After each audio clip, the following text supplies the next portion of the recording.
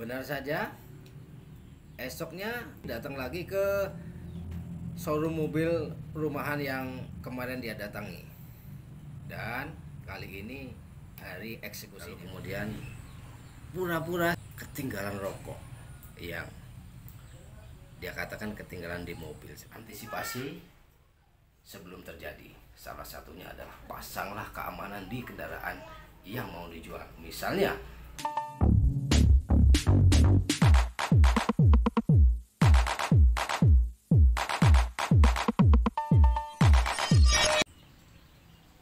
halo semua, assalamualaikum warahmatullahi wabarakatuh. Selamat datang kembali di Empat Putri dengan saya Nano dan masih di seputar otomotif. Oke, sebelum kita mulai guys, saya pastikan dulu mudah-mudahan saat ini kalian semua sedang dalam kondisi baik dalam keadaan apapun. Yang sedang dapat masalah, semoga lekas menemukan, lekas mendapat solusi untuk masalahnya. Dan semakin lancar, semakin bahagia. Seperti itu.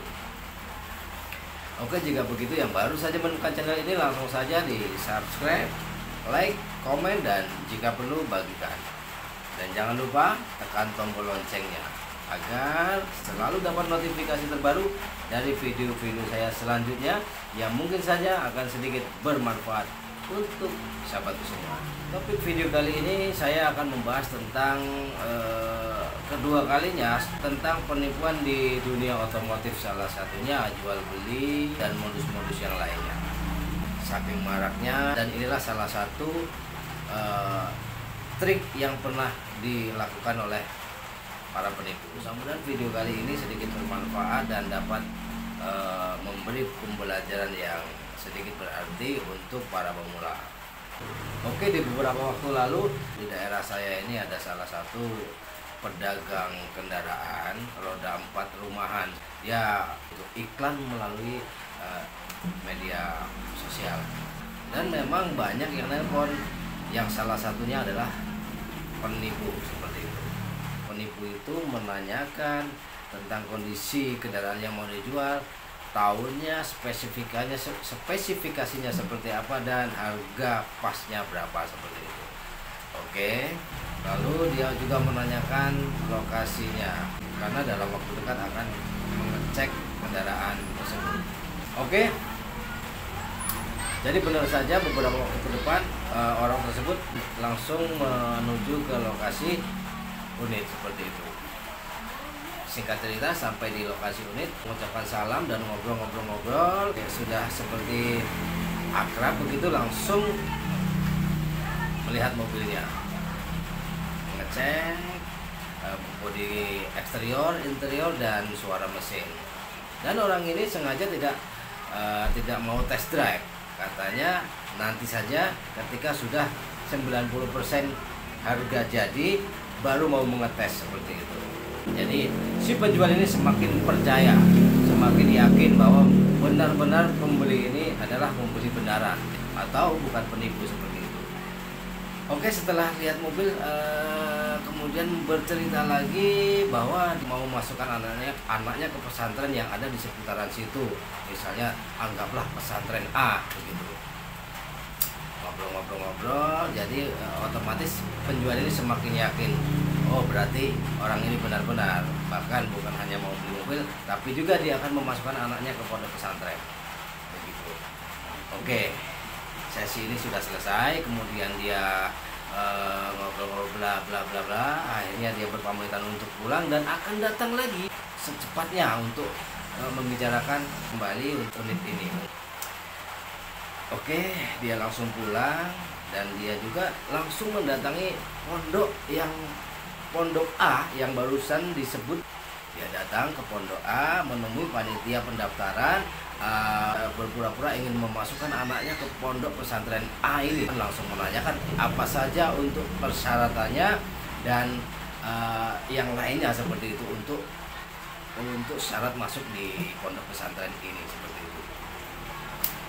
Setelah sudah proses seperti apa pendaftarannya sudah selesai, dia juga langsung berbicara sama panitia atau Pak Kiainya yang ada di situ atau gurunya lah kurang lebih begitu ya. Dia berbicara juga, saya juga mau beli kendaraan di showroom yang atau di penjual mobil yang di seputaran sini seperti itu. Jadi untuk memperlancar aksinya di esok hari. Singkat cerita sudah ngobrol-ngobrol pas.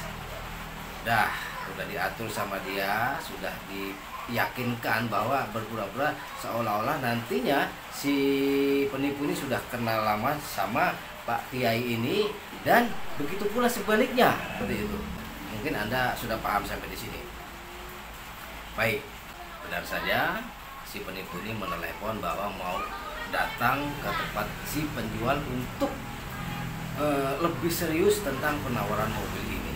Begitu. Dia datang, memberi salam dan ngobrol sedikit, lalu kemudian bercerita banyak dan ngobrol-ngobrol untuk membuat nyaman si penjual. Lalu kemudian ketika sudah ketemu momen pasnya, lalu si penipu ini mengajak untuk ditemani ke pondok sekalian mencoba merasakan bagaimana rasanya mobil ini seperti itu. Singkat cerita langsung berangkat dan penipu ini tidak mau membawanya. Ini sengaja sebagai bagian dari trik dia seperti itu. Oke, dia duduk sebelah kiri, di sebelah kanan yang bawa pemilik mobil dan di belakang adalah yang kerja. Juga ikut bersama-sama test drive. Langsung saja menuju pondok, set.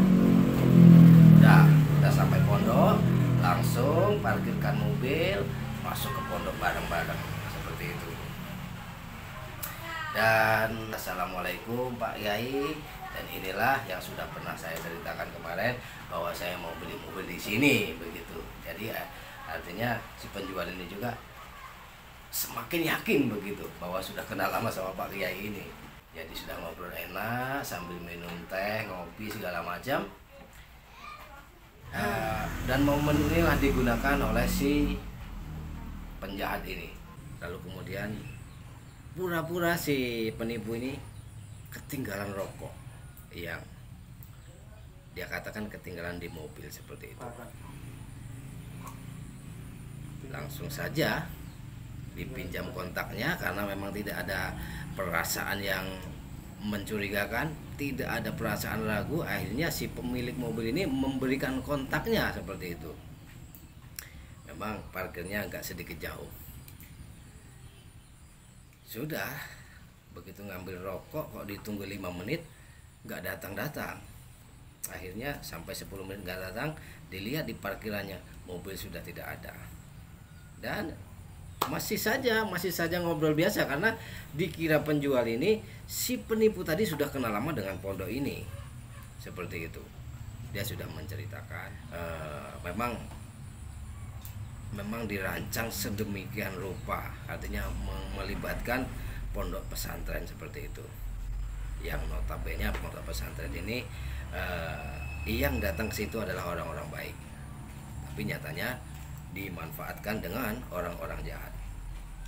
Dan benar saja mobilnya ditunggu sampai setengah jam tidak pulang. Sudah mulai timbul perasaan yang nggak enak. Kemudian si penjual ini memberanikan diri untuk menanyakan kepada Pak Kiai tentang siapakah orang ini yang sebenarnya begitu. Dan begitu ditanyakan, Pak Kiainya pun bingung bahkan tidak tahu apa-apa karena dia juga baru datang 1 kali, itu pun mau ingin memasukkan anaknya ke sini seperti itu. Dia menanyakan apa persyaratannya. Memang dia kemarin sempat cerita mau beli mobil gitu. Nah, di situ baru Pak Kiai dan si penjual ini sadar bahwa mobilnya dibawa kabur. Benar saja sampai 30 menit tidak kembali.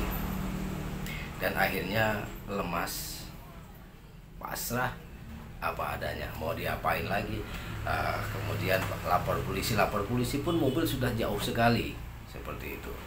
Jadi sampai sekarang mobil itu tidak ketemu. Dan mudah-mudahan si penjual ini dapat pengganti yang lebih baik setelah hilangnya kendaraannya seperti itu ya.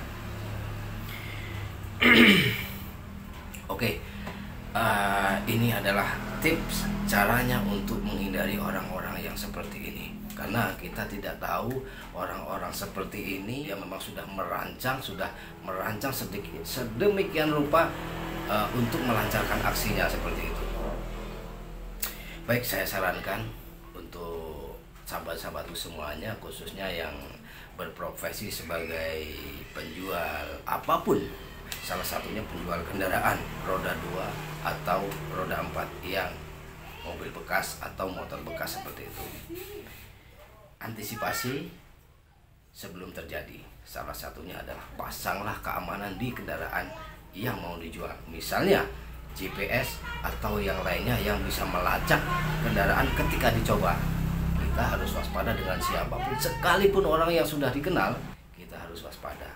Karena memang benar rambut sama hitam, tapi hati tidak ada yang tahu.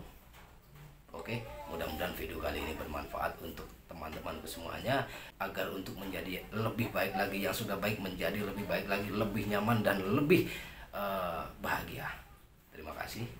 Saya Nano di sini. Jangan lupa selalu untuk berbahagia. Assalamualaikum warahmatullahi wabarakatuh.